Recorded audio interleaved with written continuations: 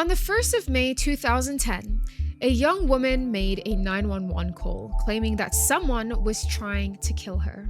And then the call suddenly cuts off while she was talking to the dispatcher. And then she was never heard from ever again. Now the police, they began combing the local beach where the call was made, but they can't find her, like anywhere. What they find instead are the decomposing bodies of four completely different women. This is the story of the Gilgo Beach serial killer.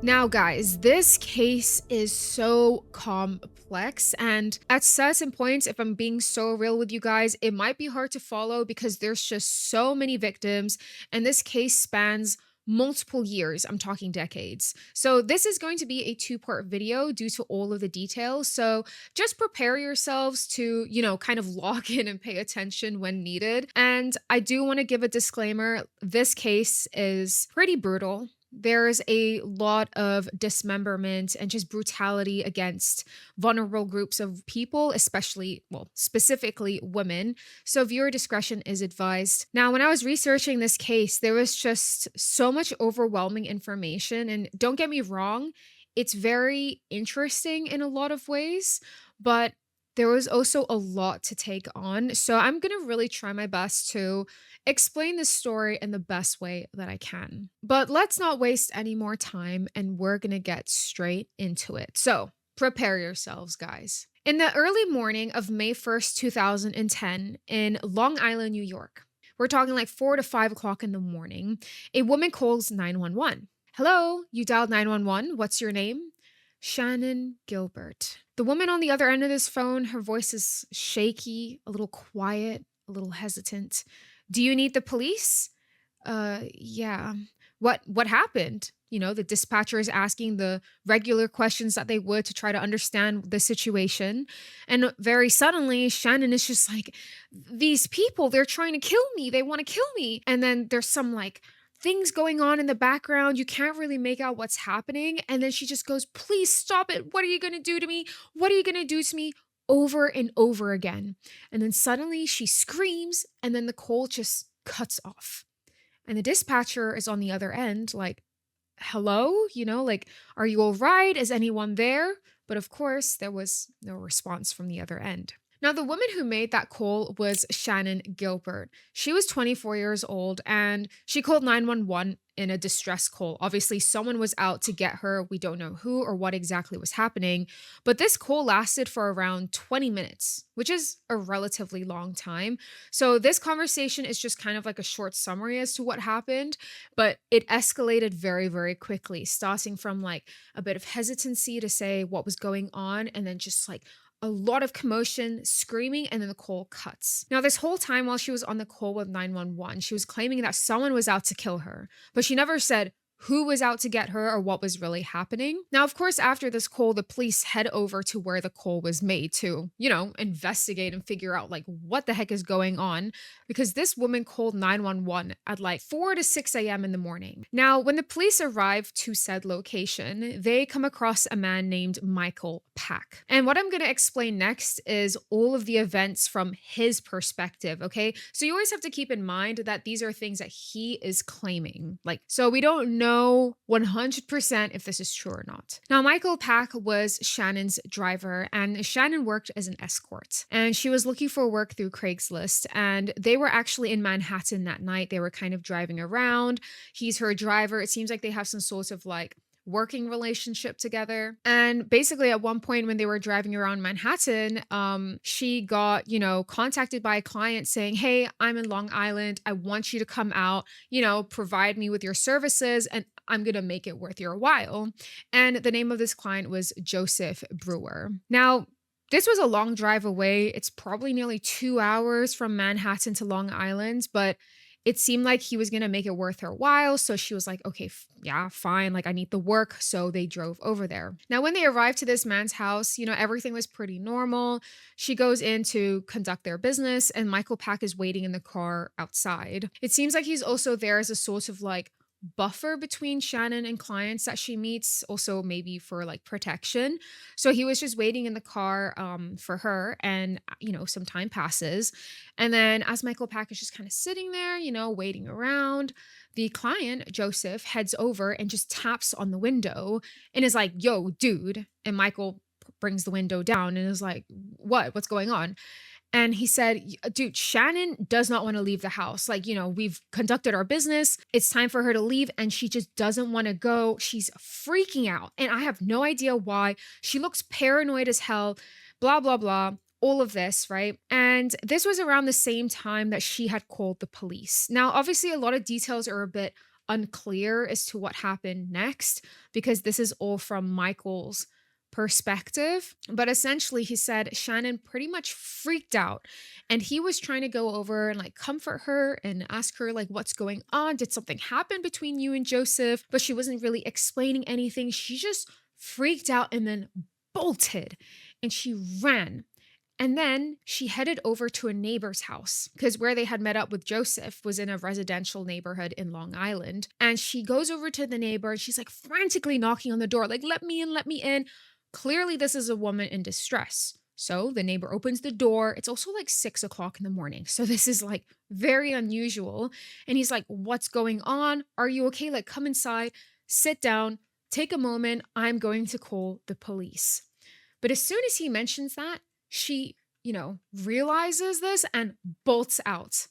Now, obviously, this encounter with the neighbor is from the neighbor's perspective. So we have the accounts of Michael, Joseph, and the neighbor as to what exactly happened this night. Now, none of them can explain as to what was freaking Shannon out, if someone was actually trying to get her or hurt her. Just this whole time, she was saying someone was out to get her, someone was trying to kill her. Now, according to Michael, he says that he did make an effort to look for her, but eventually kind of like threw his hands up in the air and was like, "Well, I don't know where she is. I've tried, so I'm going to go home." So he does. And, he is questioned. Joseph is questioned as well, but nothing much really comes from their testimonies. Pretty much, that was the last moment anyone saw Shannon Gilbert. After she ran out of that neighbor's house, that was the last time anyone had seen her or heard from her. She just disappeared after that. No one knows what happened. And when they were trying to question Joseph and Michael, what was a little bit weird was that they seemed a little reluctant to share specific details about things. And they had just basically claims like, "We have no idea what happened to her or why she got so upset. We have no idea why she was saying that someone was out to kill her." Now, of course, if someone you love suddenly disappears, like out of nowhere, what is the first thing you're going to do? You're going to try and look for them, right? And that's exactly what Shannon's mom, Mary Gilbert, did. She loved her daughter and pretty much straight away, like she wasted no time. She went to the police and reported her daughter missing. She explained to them what had happened. There was obviously the instance with the 911 call and the police, checking up on them. So they were kind of aware of the situation. But when she reported it in and was like, "Yeah, no, she's missing, like she's gone," the police pretty much dismiss her and just laugh in her face and tell her, like, "She's a prostitute. She'll turn up." And they just kept giving these like bullshit excuses like, "Oh, we don't have time to search for her," or "We don't have the budget and resources. We don't have the people for it." Basically, they didn't want to look for her. They probably thought like it wasn't worth their time. And this has happened in some other cases I've talked about on this channel. This reminds me a lot of the Craigslist killer video that I did, where it's the same situation of, women who work in sex work, they're not taken seriously when they're disappeared and no one looks for them, outside of, their immediate family members. And there's also very little coverage for these women. And so that's exactly what's happening here. The police, they didn't want to take the situation seriously. And I'm going to straight out say like this is pathetic. It's pathetic that people who are supposed to, protect and serve us without any bias because it's like the lawful duty, but they don't because of their own preconceived notions towards certain things like sex work is just ridiculous, right? But Marie Gilbert, she was a very determined woman. Like she She didn't say, like, okay, you know what? The police isn't helping me. I guess I'm going to give up. No, she was very determined to find out what happened to Shannon. So she did whatever she could at the time. We have to keep in mind, this was like 16 years ago. Goodness, this was like around 2010. So there wasn't really social media back then like it is now. So she couldn't just go online to Instagram and be like, hey, my daughter's missing. She went to the press directly and she spoke out about Shannon's disappearance. And, she told the press and the people who were listening, saying, I just want my daughter back. How would you feel if someone you love disappeared and you have no idea what happened to them?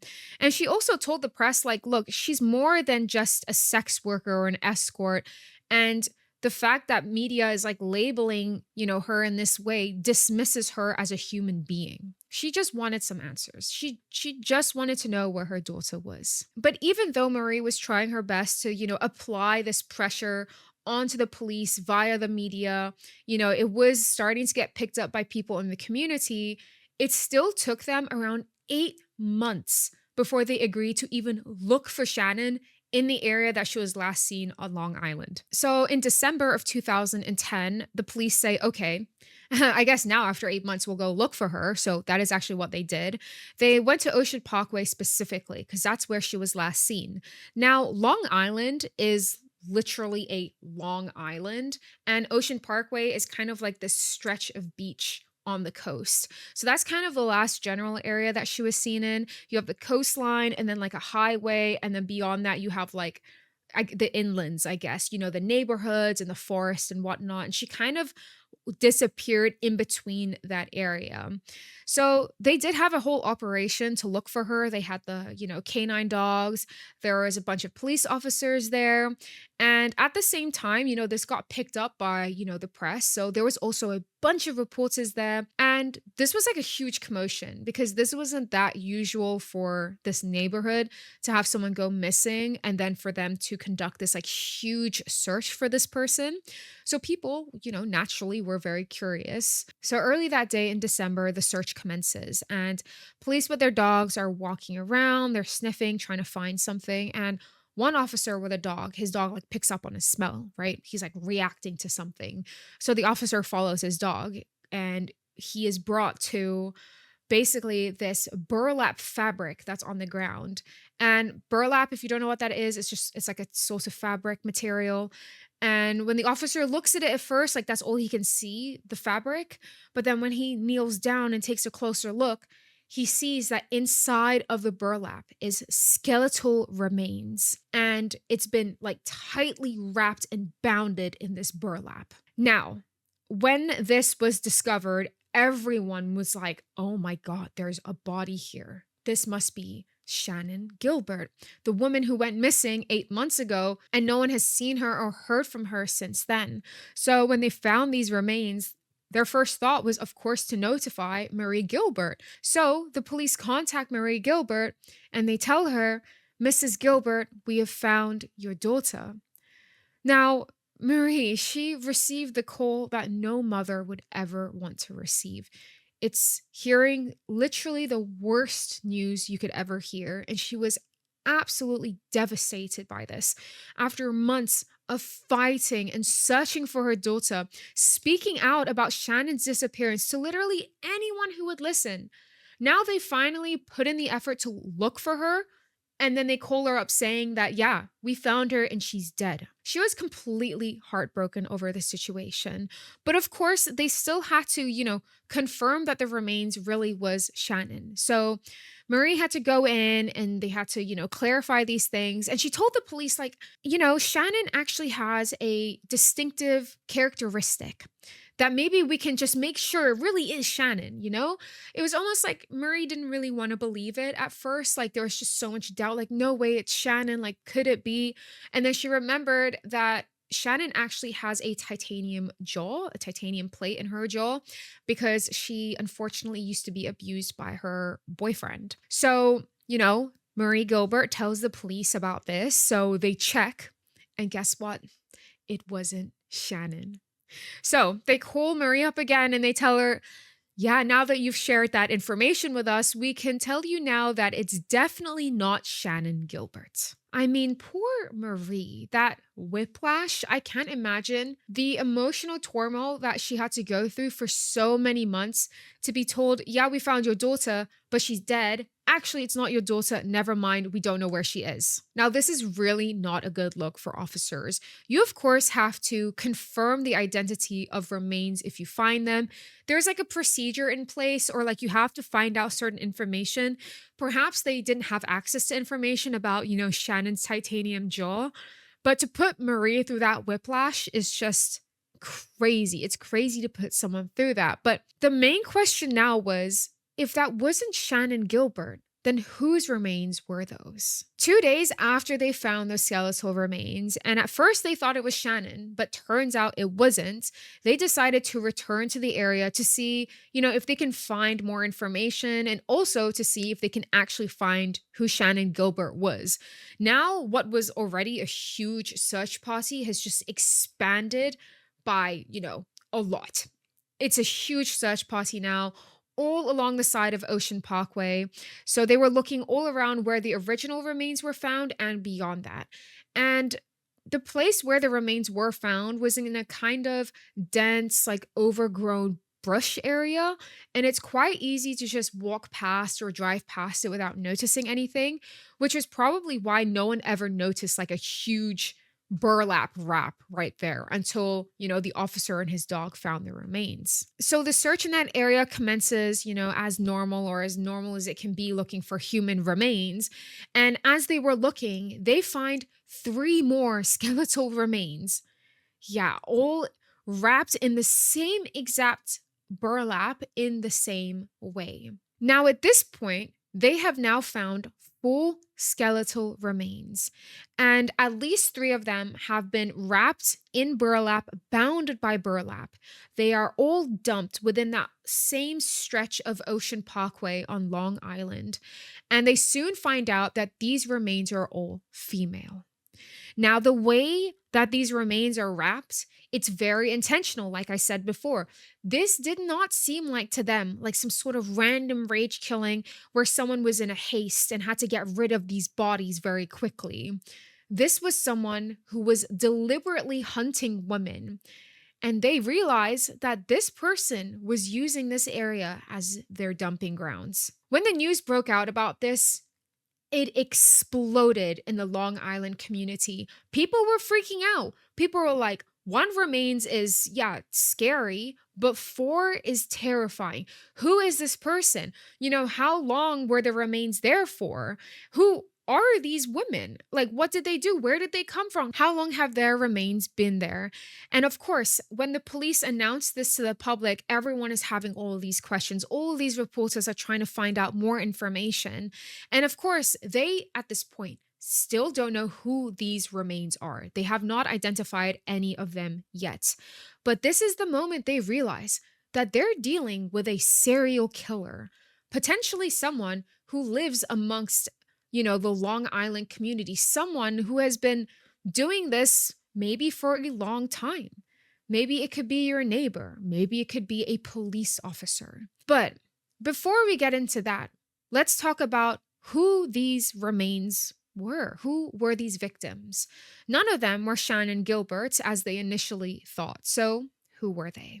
Now, for this next part, I'm going to be going into the lives of who these victims were, how did they die, the condition of their remains. There's a lot of detail for this next part, so make sure you guys are paying attention. But these four remains that they found are so important to this case because they were known as the Gilgo Four. And I'm going to be starting with Maureen Barnes. She was the first out of these four women to disappear. And this was back in 2007, so around 3 years before they found these remains. Now, Maureen was only around 25 years old at the time that she disappeared, and she loved to read. She was a huge reader. Even when she was a kid, she would always fill out her notebooks with own song lyrics and poetry. And eventually, at some point, she had two kids of her own, daughter Nicolette and her son Dylan. And Maureen was just the type of person who had so much energy, who was always very passionate about, the things that she was working on. And she was just that type of person who could just be friends with anybody. Now, before she disappeared, Maureen was working as a card dealer at a casino, and there was a lot of complications within her marriage. So that ended at some point, and then she became a single mother.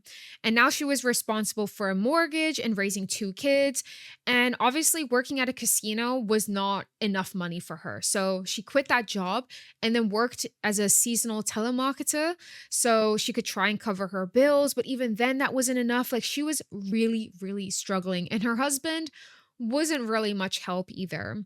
So at some point, she turned to escorting to help pay her bills.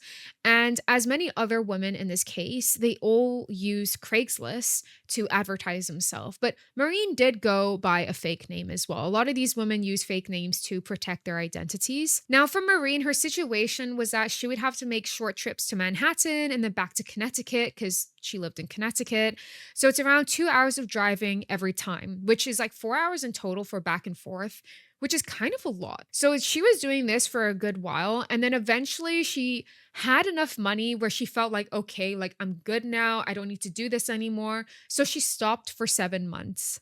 But then she received an eviction notice for her apartment. And she was living with roommates and, they were like, "Hey, you need to pay up your end of the deal if you want to continue living here." And she had two children. So because of this really tense and high stress situation with money, she was like, "Okay, I'm going to have to go back to escorting." So that's what she did. On July 6th to July 9th of 2007, she was staying in New York, but she was there with a friend.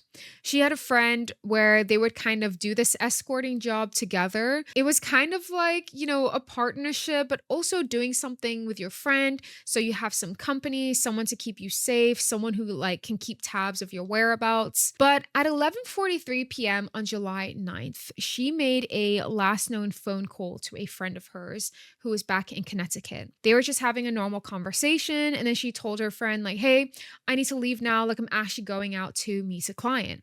And this friend that she was talking to was also the same friend that she would do this like escorting work with. But her friend decided to go back to Connecticut, but Maureen decided to stay in New York to continue working. And this was the last conversation she ever had with anybody. And this was the last time that her friend ever heard from Maureen. After this, she was never heard from ever again. Now, after she disappeared, no one knew where she was. Her family and her friend was immediately getting really concerned.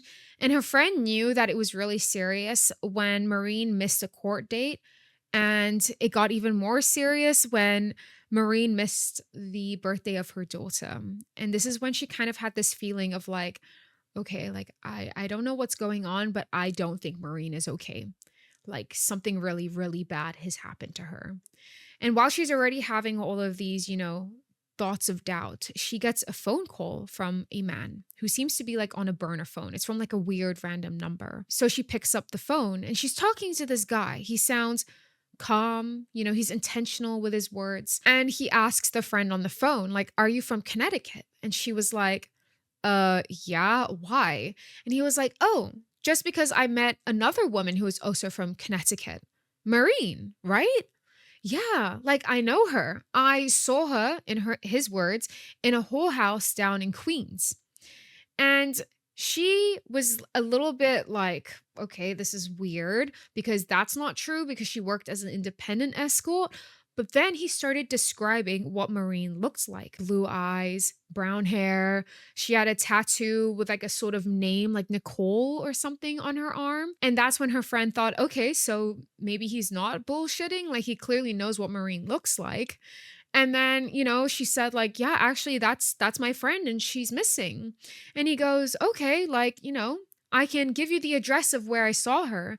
And she was like, "Yeah, that would be great." So after weeks of thinking something really bad must have happened to my friend, now there was like a glimmer of hope. She thought, okay, someone has seen Maureen, maybe she really is okay. So she waited. She waited by the phone for days and no call arrived. She waited weeks, which turned into months, and he never got back to her with that address. And then 3 years later, on December of 2010, That was when Maureen Bond's skeletal remains were found in the bushes of the north side of Ocean Parkway on Long Island. She was bounded with three leather belts. She had a buckle of a belt to restrain her ankles, and the cause of death was determined to be strangulation. Now, she was the only victim out of the four women in the Gilgo Four who were not wrapped in burlap. And this is going to become a very important detail later on in the case. Now, there were two other women who were found on the same day as Maureen. And the next victim was Melissa Bartholomew. She was actually the first one to be discovered out of the four women, but Maureen was the first to disappear.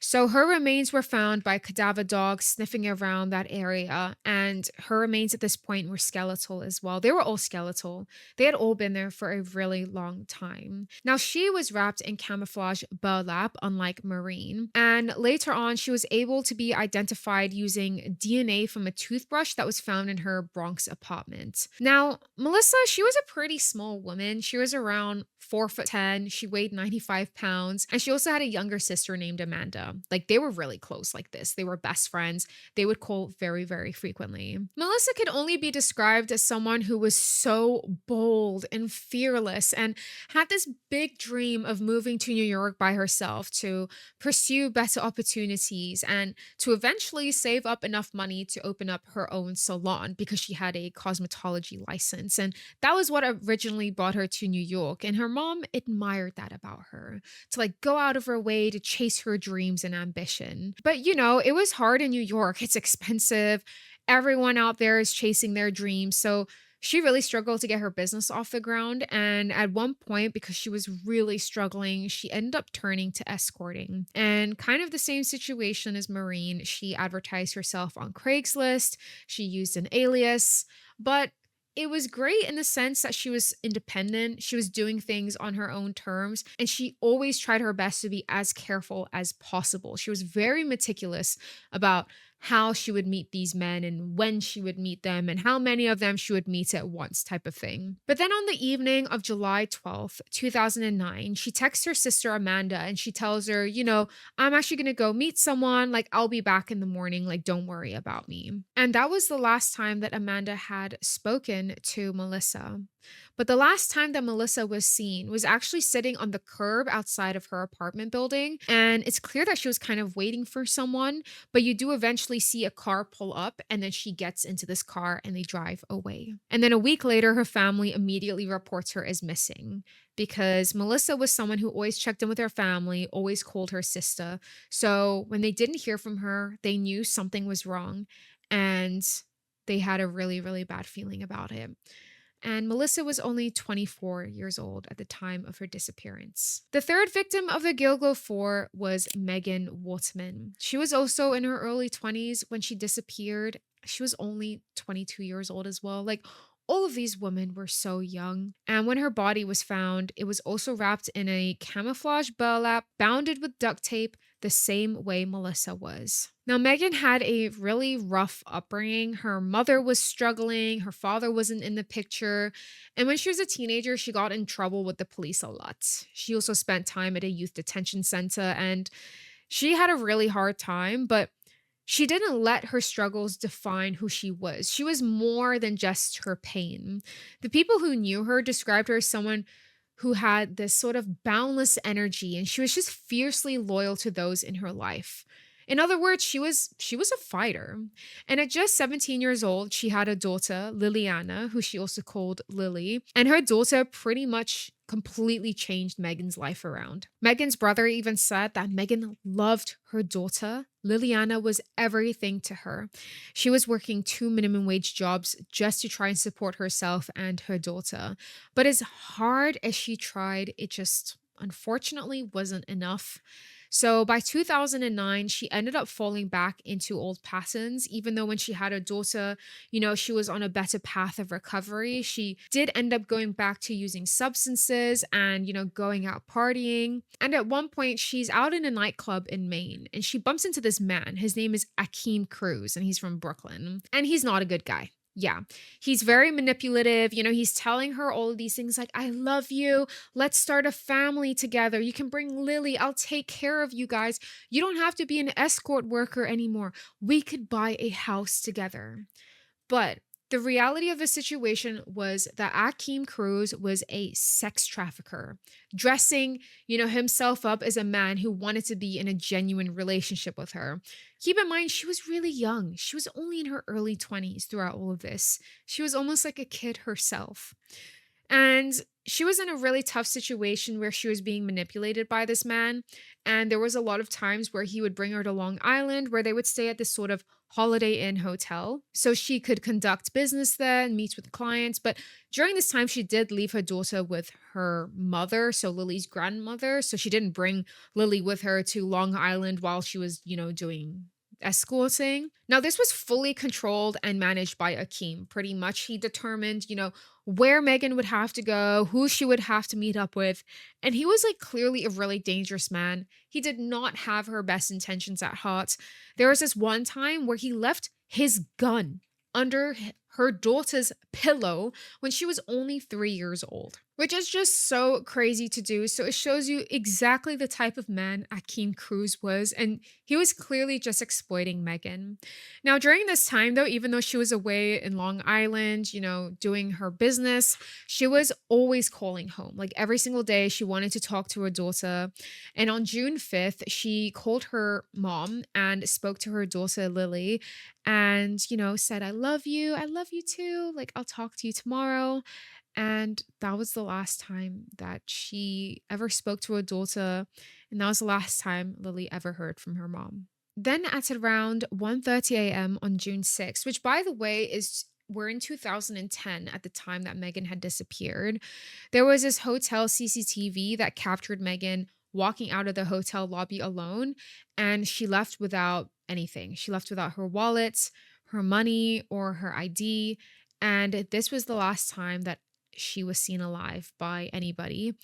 And then 2 days later, her family very quickly reported her missing when she didn't call home like she always did. And she didn't call her daughter, Lily. So they knew instantly as well, like very similar to Melissa's situation as well when she disappeared. The family just knew. They knew something was really, really wrong. Now, the last victim of the Gilgo Four is Amber Costello. She was 27 years old at the time of her disappearance, and she was found on December 13th. So, this was 2 days after the three women were first found. So, she was kind of the last one to be found out of the Gilgo Four. And she was also found in that same area of Ocean Parkway, also wrapped in camouflage burlap. Now, Amber, she had a rough start in life too. All of these women had really rough upbringings in one way or another.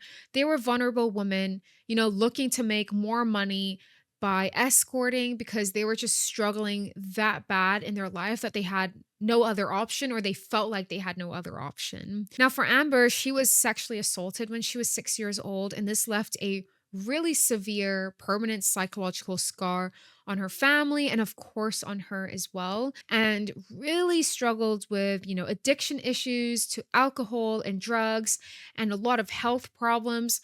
She really went through it. But even then, that didn't stop Amber. Like, no matter what, these women just showed massive resilience and so much strength. She had this like natural gift of helping people through dark times, and she kind of used her own pain as a source of empathy. But at some point in her life, she was trying to rebuild herself and she was being more involved in the community. She joined a church, she sang in the choir, she worked as a waitress.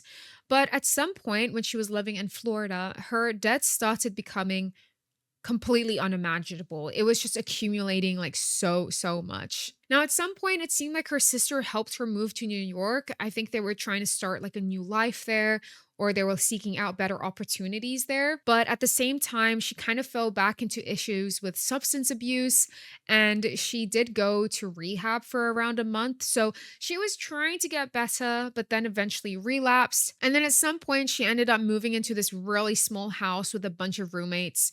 And during the same time, while she was struggling with addiction, she turned to escorting. Now, in this small house that she lived in, she did have two roommates. So, Dave Schaller, hopefully I'm saying his name right, he's going to be quite important in this case. And there were two other people as well. Now, Dave and Amber got along really, really well. Like they were really good friends. And he actually ended up helping her with her escort work, which maybe sounds weird to some people. So it seemed like they had the system in place, which was definitely a bit of a scam, but it worked for them. Once a client would hand over money and pay Amber for her time, that's when Dave burst into the room pretending to be like her outraged boyfriend, telling the man to get out of the house or I'm going to kick your ass.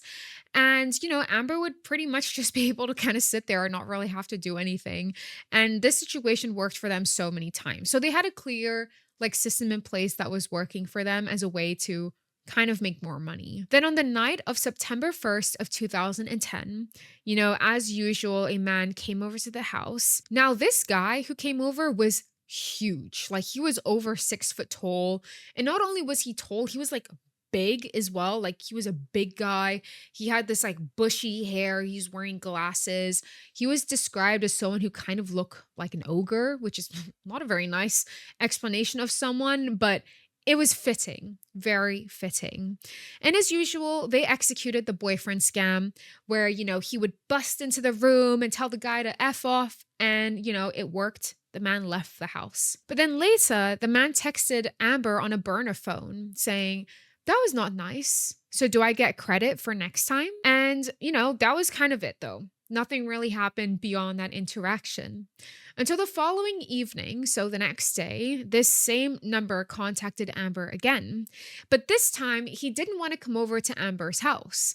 Instead, he was offering Amber something that she normally would never do, which was to go to a client's house or to go to a second location. But the offer was so enticing. He was offering around $1,500 to $2,500, something like that for her to stay overnight at his house. So this was a lot of money for Amber. This was usually how much money she would make after going on like 10 to 15 dates. So, she was reluctant, but after some convincing and negotiation, she agreed. But this man, he had some rules in place. She wasn't allowed to bring her phone, her ID, or wallet, pretty much anything with her. And she had to kind of walk outside of the house and then turn the corner to get into his car, which is a little weird. It's a little sus. This is not something that Amber would ever usually do, like ever. But somehow this client was able to convince Amber. So that evening, she walks out of the house wearing a pink hoodie and jeans. And she, turns to Dave, gives him a hug, and then walks down the street, turns the corner, and disappears from the view. And that was the last time that Dave saw Amber. And, very soon, the next couple of days, when they didn't hear from her, that's when she was reported missing. Now, when Dave didn't hear from Amber for a while, he was starting to have like a really bad feeling that something had happened to her, that she was missing and like something really wrong happened, especially because they broke their rules. Amber would never go to a client's house, and now she did this time, and she didn't even bring her phone or anything. But he was very reluctant to report this to the police because of how they might respond to someone who's a drug addict and also a sex worker. And, he's not entirely wrong for feeling that way because based on how the police responded to Shannon Gilbert when Marie tried to speak to them, and, the way that the police present themselves throughout this case, you'll understand more when we get to that part later on. But Dave wasn't wrong for feeling that way to begin with. Like, the police didn't take these things seriously when these women disappeared. And now they have 4 women that they found, 4 women's remains on Ocean Parkway, all wrapped in burlap. They were all escorts advertising themselves on Craigslist. They're all like pretty petite, very young, impressionable women, and they all disappeared after meeting a client. And so at this point in the case, they kind of did have a like killer profile in mind. Also because the victims were wrapped in the same burlap in the same way, kind of dumped in the same general area. And once they were able to identify who these 4 women were, they didn't even, contact the respective families immediately or respectably. They made this announcement on public television, surrounded by, press. And the way that Melissa's family found out that she had died because, she was missing for so many years was because they saw it on television. And Amanda and her mom were watching the news when they showed a picture of a skull. And Amanda's mom went, "That's Melissa. That's your sister." So for some of them, they weren't even notified by police that their loved ones, had been found or identified. So there was a lot of examples throughout this case where the early investigation for this was just really lacking in terms of like the police efforts and like how they handled this case. Now, it did get to a point though when they were able to identify these women and they were able to, get in contact with the family members. They were trying to gather more information about these women as much as I can to, help move forward the investigation. But there was one really significant, really creepy, weird thing that happened specifically to Amanda Barthélemy, Melissa's younger sister. So after Melissa disappeared in 2009, someone was using her personal cell phone to call her 15-year-old sister Amanda. And this person who was calling Amanda and speaking to her on the phone, it wasn't Melissa, obviously. It was some random man. And this guy refused to speak to anyone that wasn't Amanda. He never wanted to speak to, Amanda's mom, not to the police, only to Amanda specifically. Amanda even said, he knew my name. He knew what I looked like. So this clearly wasn't random. This person on the other end of the phone had done their homework and he was able to describe what Amanda looked like and also what Melissa looked like. And obviously he had Melissa's personal phone, so he was probably going through pictures and whatnot. But his voice, when he spoke to Amanda, his voice was pretty monotone and he sounded like a middle-aged white guy. And obviously, you don't really know what someone's ethnicity is or what exactly they look like just from their voice. But this was just like what Amanda was feeling this guy looked like. And he also had this strong New York, Long Island accent. Now, there were times when he called Amanda, which happened over a 5-week period, quite soon after Melissa disappeared, by the way, where he basically just spent these calls terrorizing Amanda. And of course, she went to her mom and told her mom what was going on. And every time she tried to take the phone and also speak to this guy, he would just like quickly hang up. So he only wanted to speak with Amanda. And on one of the first times he ever called her up, he called her a whore. Okay, a 15-year-old girl. And then after that, he continues to call her at least 7 different times over a 5-week period. And all of these calls are under 3 minutes long. They were really short calls, basically just tormenting her, asking, like, do you know where your sister is? Do you miss your sister?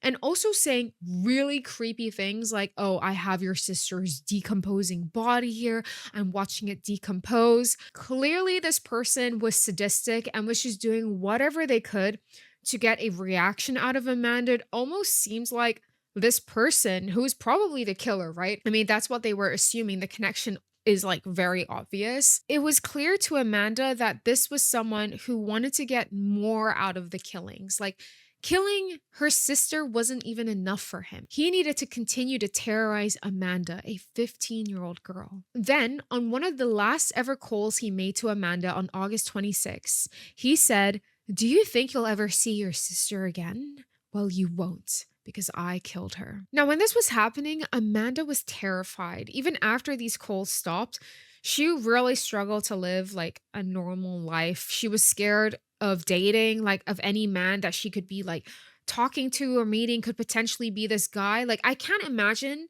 how terrifying that must feel to be tormented like that at such a young age, knowing that your sister was murdered by a guy who was still out there and knew what you looked like, not where she lived, hopefully, but he knew enough and he knew a lot. And every day, she would just stare at the phone, waiting for him to call again, wondering like how much of what he was saying was even true. Did he really kill her sister? Or was this someone, being fucked up and like tormenting her? She never knew. Like, there was no clear answers here. This was only things that they were assuming based on the situation. Now, of course, they did report this into the police, and at some point, they did, try and trace these calls back when the killer was calling, and they were able to trace it back to a very busy, like, location in Manhattan, pretty much in Times Square, near Madison Square Garden, which is a really popular, very touristy, busy place. And so clearly, this person was making phone calls not from like the comfort of their home, but they were out in the middle of the street. So this was someone who was being calculative. They weren't making these calls in a space where he would then be able to be targeted or pinpointed by the police. This was someone who knew what they were doing. And he was purposely psychologically tormenting his victims' family members because he wanted more out of the killing, because the killing itself just wasn't enough for him. It took a little while before they decided to search Ocean Parkway again. So in March to April of 2011, they decided to return to the scene where they found all of these remains belonging to the Gilgo Four as another attempt to try and find Shannan Gilbert because she was still missing. They originally went to this place to look for Shannan Gilbert. She was the woman who started up this whole investigation and was the reason that they were able to uncover all of these remains. But she was still missing. No one knew where she was. And it was kind of assumed at this point that she was possibly not alive, but where were her remains? So they decided to return to the scene there and continue searching for her. And as they were searching, they do end up finding remains. But these remains don't belong to Shannan Gilbert. They belong to somebody else. And not just one person, they find the remains of 6 more people. So, this far in our case, we have the remains of at least 10 people so far, which is just insane. At this point in the investigation, though, things really stop making sense because these remains are a little different, right? They're not actually bounded and wrapped in burlap like some of the Gilgo Four was. And that was like the main killer's signature. Like that was the thing that they were able to see that was the commonality between all of these victims' remains when they were recovered, right? But for these remains, that wasn't the case. So, when they were searching along Ocean Parkway, they found the skeleton of a female toddler. She was found with a gold necklace and earrings, and it was assumed that she was around 2 years old. And nearby those toddler remains, they identified the mother of the toddler, which was a woman named Tanya Jackson. She was a US Army veteran, and they were able to identify her because she had a peach tattoo and she was nicknamed Peaches.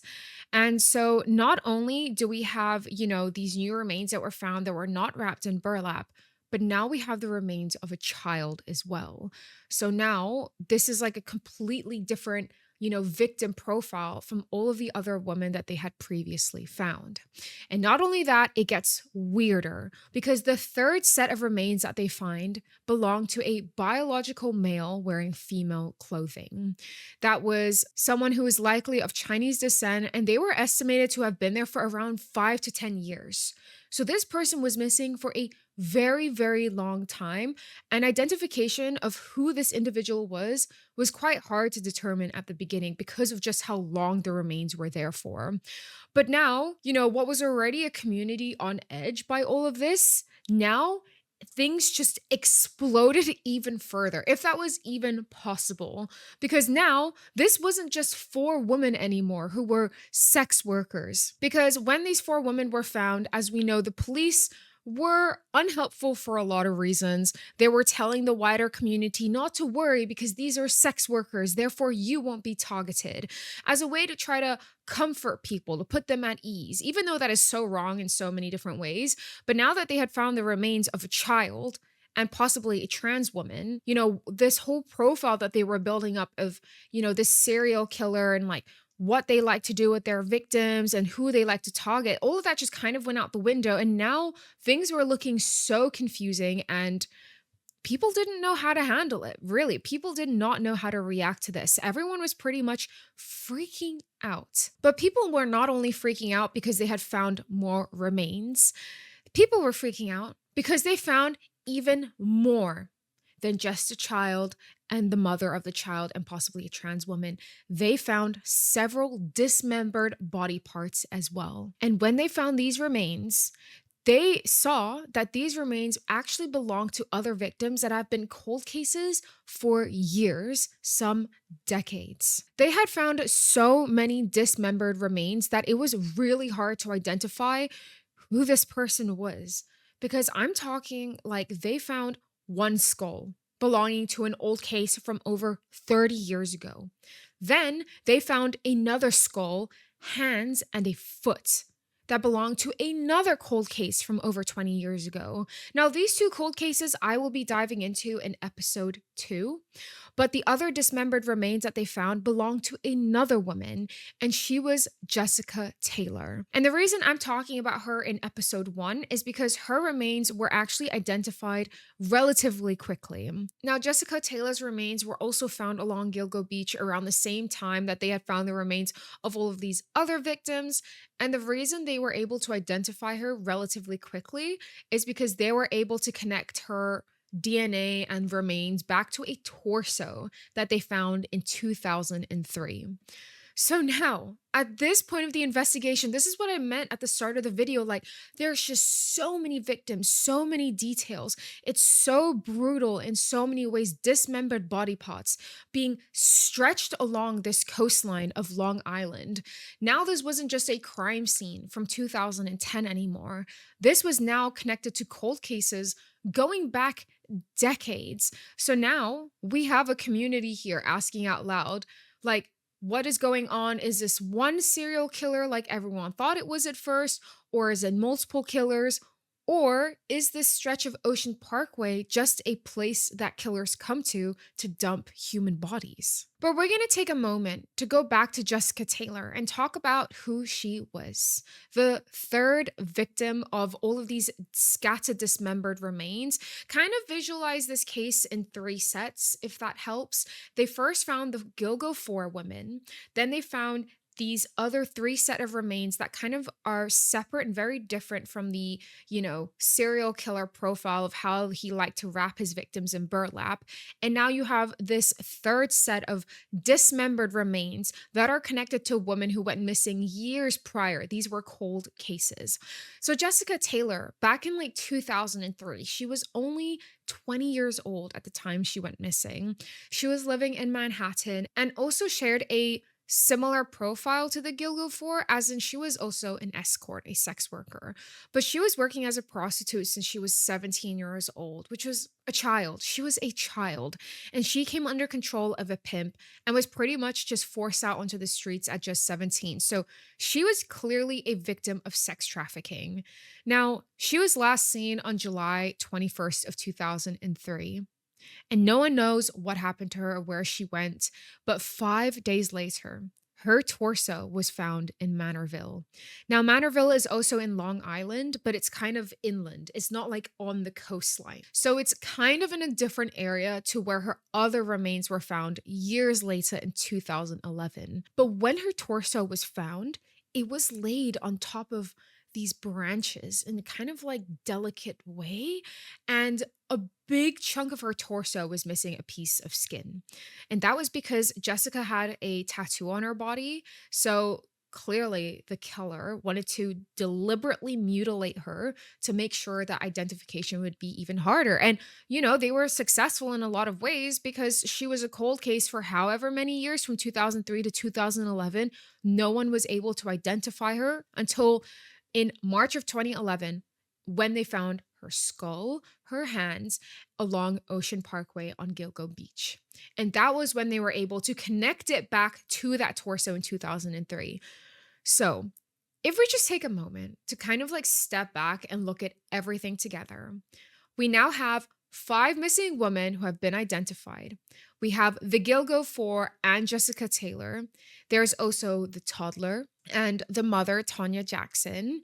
And, without going into too much detail, I can say that they were murdered, but they had no connection to all of the other people found at Gilgo Beach. It almost seems like they were just a separate individual case, but just, oh my God, it's just so insane that they were all dumped at the same site.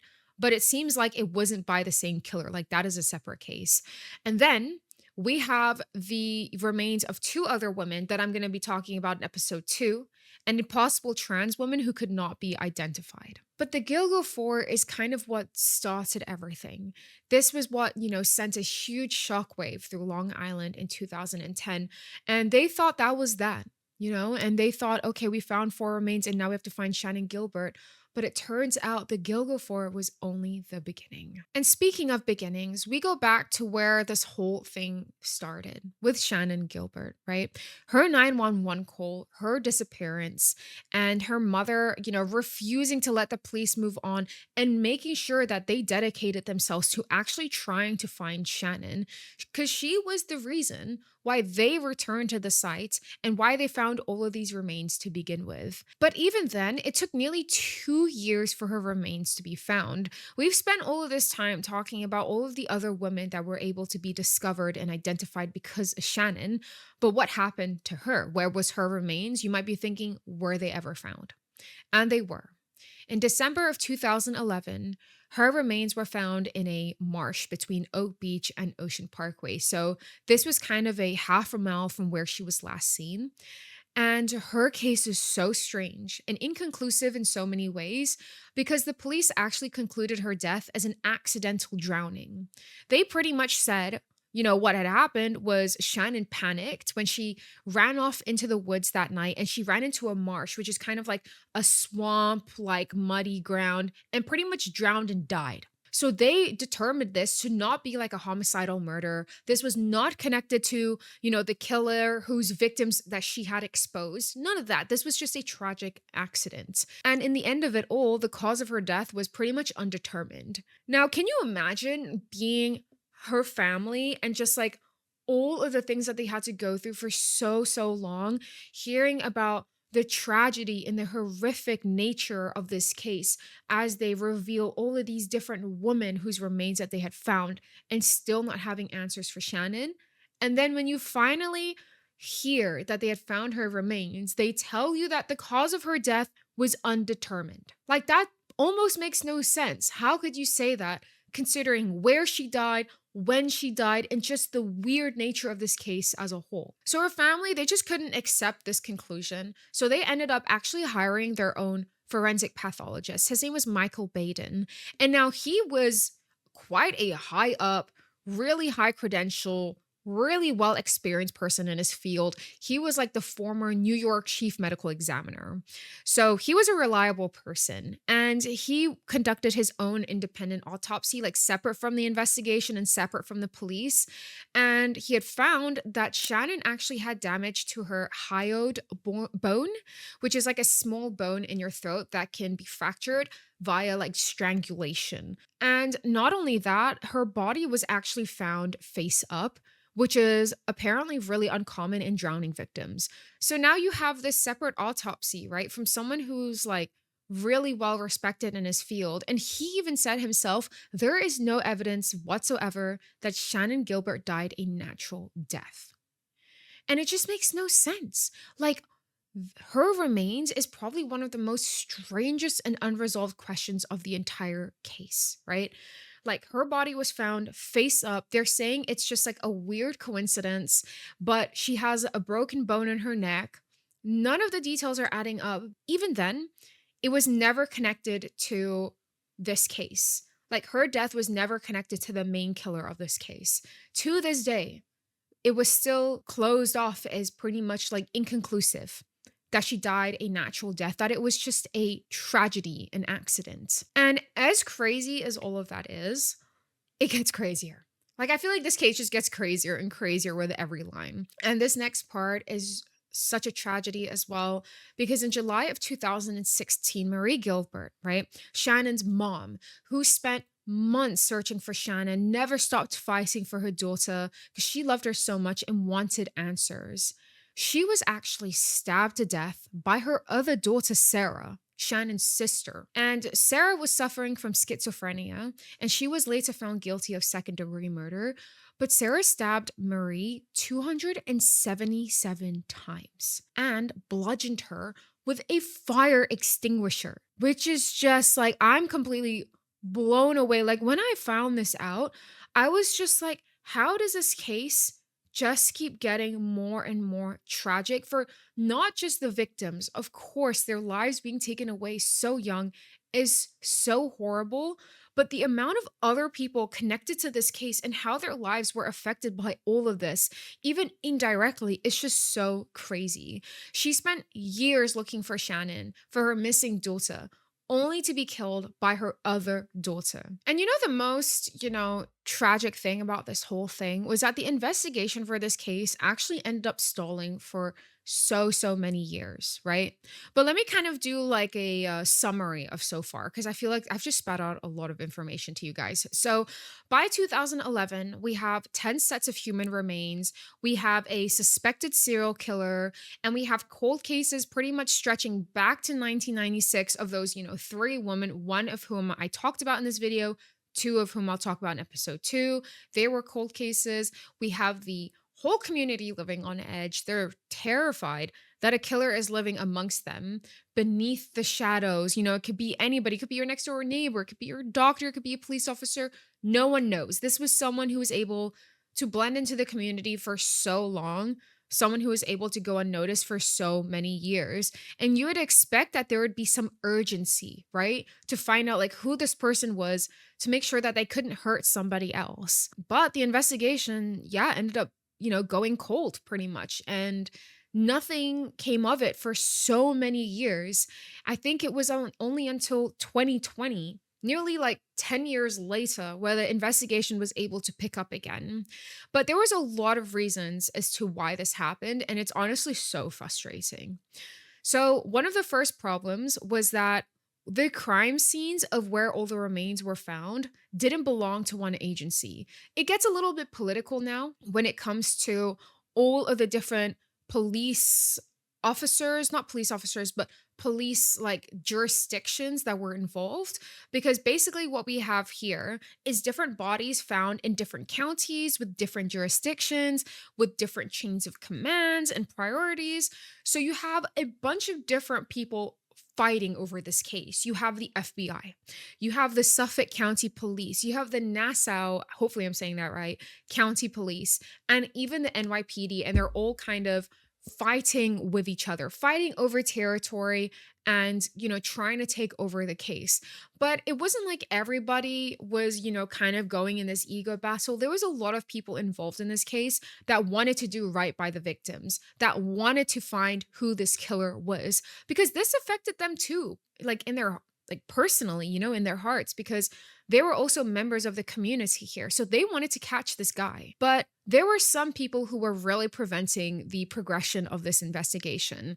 And there was one person specifically at the center of this entire conflict. And this was the Suffolk County's own police chief, James Burke. Now, the reason James Burke was the kind of like center of this entire conflict was because the Suffolk police, they were the major law enforcement agency of Long Island. So even though you have all of these different remains that were found along Long Island, some of them were in Nassau County, some of them were in Suffolk County, but the Suffolk police had basically the main control of everything. And James Burke, he was at the head of it because he was the police chief at the time. And he was pretty much actively blocking the FBI from being able to get involved in the Gilgo Beach case for so many years. Of course, the FBI wanted to help, and they did help with initial searches, but they were never actually formally part of the investigation. And that was due to James Burke. But then in 2015, Burke ended up resigning, and only then could the FBI like formally join the investigation. Now, the reasons behind all of this, it goes so deep. Like that is almost its own separate case. In summary, the TLDR, James Burke was a very corrupted police officer. He held his own negative stigma and agenda towards sex workers. He did not treat them well. He was involved not with the victim specifically, but with sex workers in his personal life. And he was worried as to how that detail could perhaps like be uncovered throughout the investigation if the FBI got involved, and how that would affect him and his career, which was mostly why he prevented, the FBI from joining in, which then contributed to the investigation going cold for so many years. And it's so crazy if you guys want to look into his case. If you guys are very interested, let me know. Perhaps this could even be its own video on the channel. Now, that was just one of the many issues as to why the case went cold for years. There was also this like uncomfortable truth that was kind of hovering everybody in law enforcement. It was something that nobody really wanted to admit to, but everyone in the wider community knew it, right? The victim's background, the fact that they were sex workers, this obviously affected their urgency. And, we have a lot of these women who are not only doing sex work, but many of them are using drugs. Some of them are addicts. And it was very clear that some people in the police academy, they had a clear apathy towards some of these women. So we have, not only the political issues that existed behind the scenes, but also all of this negative stigma around sex work and how people viewed sex workers, not even as human beings who had family members who loved them, people who had dreams and hopes and ambitions. These were people who were once someone's child, right? Like they deserved answers and closures too, but a lot of these people just like look down on them. And honestly, I'm sick of it. I'm sick of it. But anyhow, there was a public safety meeting in 2011, right? And I kind of think that this was one of the key moments where the people in the community were able to see, like, okay, yeah, like clearly the police have a stigma towards sex workers. And I'd kind of mentioned it a little earlier in the video. During this public safety meeting, while officers were actively combing the beach and finding remains, and while the investigation was still ongoing and this was creating like a huge media frenzy, the public was obviously like very panicky. Everyone wanted answers. Everyone was fearful that there was an active serial killer. People were scared to leave the house. They were like, what if I'm next? Especially for women and young children. And then the senior Suffolk County police officer, he basically, came up to the cameras to the press and told the public's like, you can relax because the killer isn't out for you. They're only going for sex workers, as I had mentioned earlier, basically implying that, the victim's profession made them a separate category of person, one that the community pretty much didn't have to worry about. And, for some people, it was kind of like this odd sense of comfort to kind of know, like, you know what, maybe they're right. Like, he's not just targeting any random person, it's only sex workers. But other people were outraged by this, especially the family members of the victims, because it goes to show the prejudice that they held against these women and how the police were not taking this case seriously. So we have all of these different reasons as to why the case stalled for so many years, even though at some point throughout, they were starting to, you know, accumulate a lot of evidence for who this potential serial killer might be. But only in the second episode will I go into who this killer was and the investigation and what evidence they actually uncovered throughout. But even though, right, the case was cold for so many years and the police was kind of like, laying on their asses and not really doing much, the media coverage for this case was insane and so significant from 2011 until 2020. The media pretty much kept the pressure up, right? There was a bunch of different outlets that covered this case, pretty much refusing to let this die out. Like people were determined to get answers and to find out more, even if the police weren't doing anything about it. In 2013, there was this journalist, Robert Coker, and he published Lost Girls, a best-selling book. And this book did so well for so many reasons, but it was also so great because it humanized the victims in this case. And it took a really deeply critical look at how the police were conducting their investigation. And actually, this was later adapted into a Netflix film. So this wasn't just true crime entertainment. They were trying to actively apply this public pressure on a department that seemed pretty content to let the case gather dust. Now, if you guys are interested to know more about this case, you can definitely go and watch it. Let me know what you think about it. I've watched it. I think it's great. You find out so much about the perspectives of the people who were involved, like not just family members, but friends of the victims too, and how this affected all of them. But anyhow, it wasn't just the media that were advocates for this case. It was the families of the victims that were some of the loudest and most persistent advocates for the victims. like Marie Gilbert, as we've talked about a lot. May she rest in peace. She was a badass lady. In 2011, she accused the police of botching the investigation. She called them clownish, basically. She called the police clowns. She was like, "You guys are doing a pathetic job. Like, come on.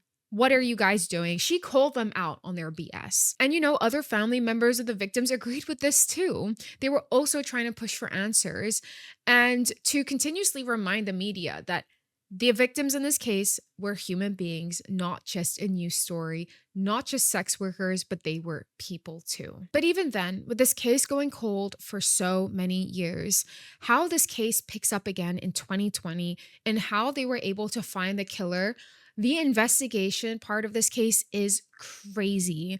And the way that things escalate and how this new task force takes place to catch this guy is just incredible. But I'm going to be going into the details of that in the second video. But for now, we're ending this video here with obviously a lot of unanswered questions, right? We still have 11 dead people during this entire investigation, 3 of whom have yet to be identified.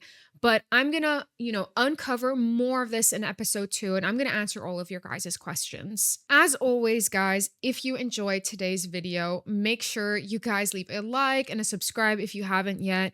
Feel free to comment any thoughts that you guys have down below, and make sure you keep your eyes out on episode 2. It's going to be a good one, and we're going to explore so much of this case and finally name who the killer was as well. But anyhow, I hope you guys have a great day, and I'll see you guys in the next one.